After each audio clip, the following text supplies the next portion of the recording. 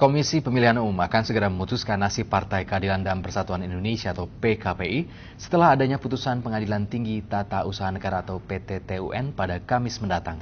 Sementara PKPI optimis putusan PT-TUN akan meloloskan mereka sebagai peserta pemilu 2014.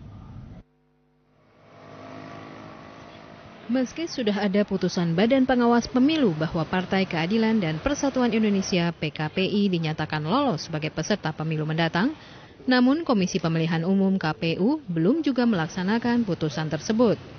Menurut Komisioner KPU Arief Budiman, putusan tersebut tidak bersifat final dan mengikat. Karenanya, KPU masih menunggu hasil putusan Pengadilan Tinggi Tata Usaha Negara atau PT-TUN Kamis mendatang. Undang-undang itu diatur ketentuan bahwa proses ini belum final dan mengikat.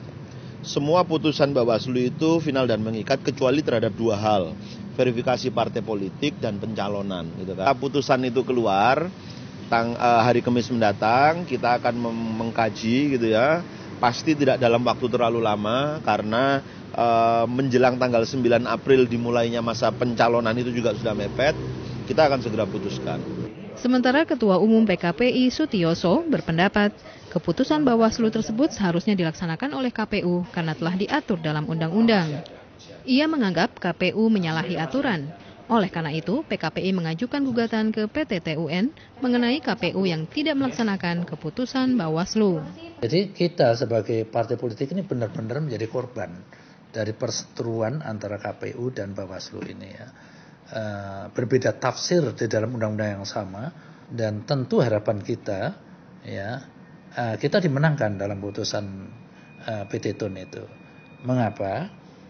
Karena PBB saja yang tidak lolos di Bawaslu bisa lolos di PT-TUN ya, dan diterima oleh KPU sebagai peserta pemilu. Sebelumnya, PKPI dan Partai Bulan Bintang atau PBB dinyatakan gagal dalam verifikasi faktual oleh KPU.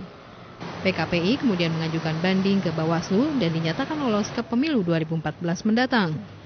Namun putusan Bawaslu tersebut ditolak KPU sehingga PKPI mengajukan gugatan ke PT-TUN.